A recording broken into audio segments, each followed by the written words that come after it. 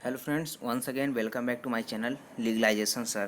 तो फ्रेंड्स, आज से हम स्टार्ट करने वाले हैं विनिर्दिष्ट अंतोष अधिनियम 1963 यानी कि स्पेसिफिक रिलीफ एक्ट 1963 के जितने भी एमसीक्यू होंगे उसको हम डिस्कस करेंगे। लेकिन उससे पहले हम जान लेते हैं जो स्पेसिफिक रिलीफ एक्ट है उसके बारे में कुछ, यानी कि सामान्य परिचय इंट्रोडक्शन जान लेते हैं कि उसमें क्या क्या है और कब लागू हुआ था, कब क्या कैसे। तो चलिए फ्रेंड स्टार्ट करते हैं।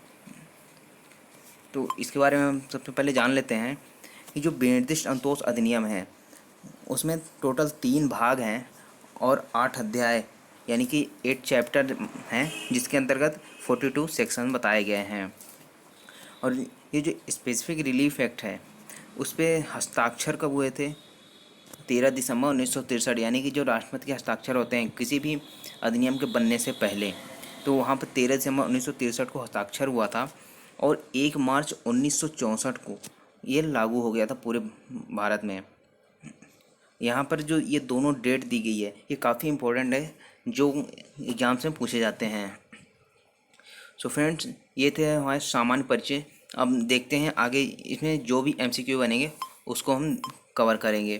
तो सबसे पहले हम देखते हैं, ये हमारा फर्स्ट क्वेश्चन है, वो क्या कहता है कि विनिर्दिष्ट अंतोष अधिनियम की धारा 6 के अंतर्गत कोई व्यक्ति अपनी सहमति, यानी कि कोई व्यक्ति है उसकी सहमति के बिना स्थावर संपत्ति यानी कि इमूवेबल प्रॉपर्टी से विधि के सामान्य अनुक्रम से अन्यथा, यानी कि विधि के अंतर्गत नहीं, किसी धमकी या फिर बल के द्वारा या फिर किसी अन्य तरीके से उसको बेकब्जा कर दिया जाता है, यानी कि उसको उसके कब्जे से हटा दिया जाता है। तो कब्जा प्रत्युद्धृत करने के लिए, यानी कि उसकी रिकवरी के लिए उसे क्या करना होगा? अपना स्वत्व सिद्ध करना होगा, अपना पूर्विक कब्जा सिद्ध करना होगा, उसे अपना स्वत्व और पूर्विक कब्जा दोनों सिद्ध करना होगा, या उपरोक्त में से कोई नहीं। तो यहाँ पर इन चारों ऑप्शंस में सही आंसर क्या होगा? तो यहाँ पर जो सही आंसर होगा वो है बी नंबर, यानी कि उसे अपना पूर्विक कब्जा सिद्ध करना होगा कि जो कब्जा उसका पहले था वही चीज़ सिद्ध करना होगा कि उसका कब्जा उस प्रॉपर्टी पे था। सेकंड क्वेश्चन देखते हैं। सेकंड क्वेश्चन क्या कहता है? विक्रय की संविदा के पालन के बाद में सफल होने के लिए वादी को यह प्रकथन साबित करना होगा कि संविदा के पालन को तैयार रहना और रजामंद रहना, उसका संविदा के पालन को तैयार रहना, या उसका केवल संविदा के पालन को रजामंद होना, या उसका केवल संविदा के पालन की सामर्थ्य। तो यहाँ पर चारों ऑप्शन में सही आंसर क्या होगा? यहाँ पर सही आंसर होगा आपका ए नंबर, यानी कि उसका संविदा के पालन को तैयार रहना और रजामंद रहना, यही संविदा के पालन के बाद में सफल होने के लिए प्रकथन साबित करना होगा। नेक्स्ट क्वेश्चन देखते हैं। विनिर्दिष्ट अंतोष अधिनियम के अंतर्गत एक लिखित व्यवस्थापन नहीं है जिसमें वसीयत द्वारा संपत्ति में हित न्यागमित हो, जिसमें जंगम संपत्ति में हित का मंतव्य व्ययनित किया जाता हो, जिसके द्वारा स्थावर संपत्ति में क्रमवर्ती हितों के न्यागमन को व्ययनित किया जाता हो, या फोर्थ नंबर जिसके द्वारा स्थावर संपत्ति में हित के न्यागमन को व्ययनित किया जाना तय किया जाता है। तो यहाँ पर इन चारों ऑप्शन में सही आंसर क्या होगा? यहाँ पे सही आंसर होगा आपका ए नंबर, यानी कि लिखित जो होता है उसमें व्यवस्थापन में उसमें क्या नहीं होता? वसीयत द्वारा संपत्ति में हित न्यागमित, मतलब कि ए नंबर का ऑप्शन इसमें सही होगा। यहाँ फोर्थ देखते हैं। फोर्थ नंबर क्या कहता है? विक्रय की संविदा पर आधारित वाद में वादी संविदा के विखंडन की याचना निम्नानुसार कर सकता है। तो कैसे कर सकता है? विनिर्दिष्ट पालन की प्रार्थना के विकल्पता है, कुछ परिस्थितियों में विनिर्दिष्ट पालन का जयपत्र पारित होने के पश्चात यदि वह उसके द्वारा शून्य करनी है, या इनमें से सभी। तो यहाँ पे चार ऑप्शन में सही आंसर क्या होगा? यदि आपको सही आंसर पता है तो कमेंट बॉक्स में कमेंट करके बता सकते हैं। यहाँ पर जो सही आंसर है वो होगा आपका डी नंबर, यानी कि इनमें से सभी। उसके बाद देखते हैं नेक्स्ट क्वेश्चन। फिफ्थ नंबर का क्वेश्चन क्या कहता है? विनिर्दिष्ट अंतोष अधिनियम 1963 की धारा 39 संबंधित है। किससे संबंधित है? घोषणा के प्रभाव से, अस्थायी व्यादेश से, शाश्वत व्यादेश से, आज्ञापक व्यादेश से। तो यहाँ पे चारों ऑप्शन में से सही आंसर क्या होगा? तो यहाँ पे सही आंसर होगा आपका डी नंबर, यानी कि जो अज्ञापक व्यादेश है तो वो कहाँ पे उल्लिखित किया गया है? विनिर्दिष्ट अंतोष अधिनियम के धारा 39 में। उसके बाद देखते हैं नेक्स्ट क्वेश्चन क्या है। शाश्वतता के खिलाफ नियम किस पर लागू होता है? यानी कि जो शाश्वतता का नियम है उस विनिर्दिष्ट अंतोष अधिनियम में वो किस पर लागू होता है? केवल चल संपत्ति पर, केवल अचल संपत्ति पर, चल और अचल दोनों संपत्ति पर, जनता के हित के लिए हस्तांतरण। तो यहाँ पे सही आंसर क्या होगा? यहाँ पे सही आंसर होगा सी नंबर, यानी कि चल और अचल दोनों पर यह लागू होता है, चाहे चल हो या फिर अचल संपत्ति। शाश्वतता के खिलाफ जो नियम है वो दोनों संपत्ति पे लागू होता है। नेक्स्ट क्वेश्चन है 37 धारा 37 विनिर्दिष्ट अंतोष अधिनियम 1963 के अंतर्गत वाद का प्रचलन के दौरान प्रदत्त किया गया व्यादेश, यानी कि जो वाद का जब प्रचलन था उसके दौरान कोई व्यादेश दिया गया था तो कौन सा है? शाश्वत व्यादेश, आदेशात्मक व्यादेश, अस्थायी व्यादेश या स्थायी व्यादेश। तो यहाँ पे सही आंसर क्या होगा? तो यहाँ पे सही आंसर होगा सी नंबर, यानी कि जब बात का प्रचलन चल रहा हो वहाँ पे कोई व्यादेश दिया जाता है, कोई व्यादेश प्रदत्त किया जाता है उस दौरान, तो उसको क्या कहते हैं? अस्थायी व्यादेश। यानी कि यहाँ पे सी नंबर का ऑप्शन सही है।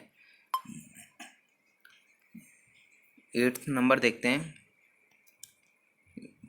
किसी मामले में धारा 40 विनिर्दिष्ट अंतोष अधिनियम के तहत कोई अभिलेख विभिन्न अधिकारों और दायित्वों का साक्ष्य हो, वहाँ न्यायालय समुचित मामले की उक्त के अंश को निरस्त करते हुए शेष पर आश्रित होने निर्दिष्ट कर सकता है, या उक्त को पूर्ण रूप से निरस्त कर सकता है, या निरस्त नहीं कर सकता है, या उक्त में से कोई नहीं। तो यहाँ पर सही आंसर क्या होगा? तो यहाँ पे सही आंसर होगा ए नंबर का ऑप्शन, यानी कि ए नंबर का जो ऑप्शन है वो सही होगा इसमें।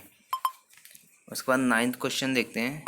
विनिर्दिष्ट पालन की डिक्री देना न्यायालय के लिए है या विवेकाधीन, आज्ञापक, स्वेच्छाचारी, बंधनकारी? तो यहाँ पे सही आंसर क्या होगा? यहाँ पे सही आंसर होगा आपका ए नंबर, यानी कि विवेकाधीन होता है, यानी कि न्यायालय पर डिपेंड करता है कोई डिक्री पारित करे या ना करे। उसके बाद 10th क्वेश्चन है हमारा।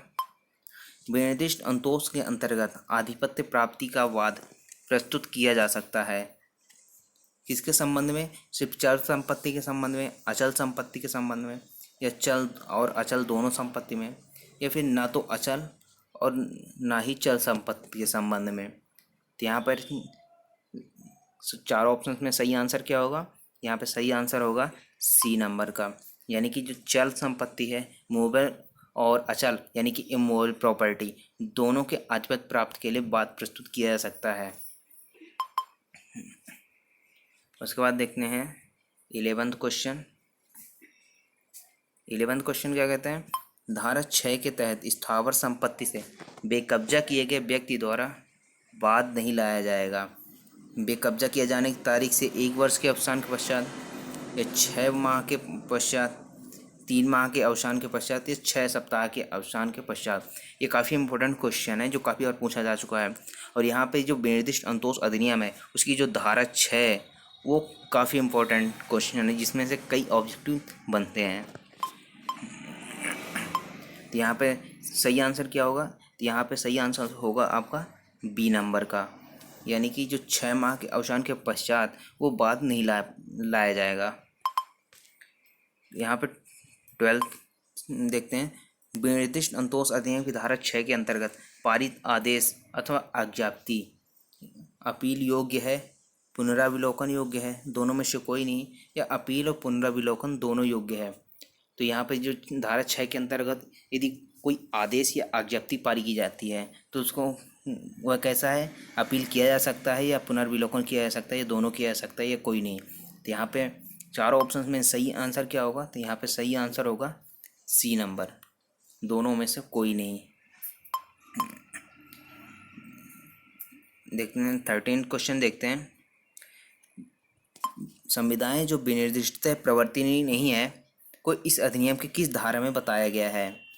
धारा 14 में, धारा 15 में, धारा 16 में, या धारा 41 में? तो यहाँ पे सही आंसर क्या होगा? तो यहाँ पे आपका जो सही आंसर है वो होगा ए नंबर का, यानी कि धारा 14 में बताया गया है। इसके बाद देखते हैं 14 क्वेश्चन। विनिर्दिष्ट अंतोष अधिनियम 1963 के अंतर्गत किस दशा में व्यादेश दिया जा सकता है? किसी व्यक्ति को आपराधिक कार्यवाही में अभियोजित करने अथवा संस्थित करने से अवरुद्ध करने के लिए, या किसी व्यक्ति को किसी विधायी निकाय के आवेदन करने से अवरुद्ध करने के लिए, या जब वादी उस मामले में वैयक्तिक हित हो, यानी कि जो वादी है उसका ये व्यक्तिगत हित हो तो उसके लिए, या फिर ऐसी संविधा का भंग निवारित करने के लिए जिसका विनिर्दिष्टतः पालन प्रवर्तनीय नहीं है। तो यहाँ पे सही आंसर क्या होगा? यहाँ पे सही आंसर होगा सी नंबर, यानी कि जब वादी का उस मामले में व्यक्तिगत हित हो तो वहाँ पर व्यादेश दिया जा सकता है। Thank you so much for watching legalisation sir. यदि आपको वीडियो अच्छा लगा है, हेल्पफुल लगा है तो लाइक करें, शेयर करें एंड सब्सक्राइब करके बेल आइकन को प्रेस कर लें ताकि आने वाली वीडियोज़ की नोटिफिकेशन आपको मिलती रहे। Thank you so much for watching.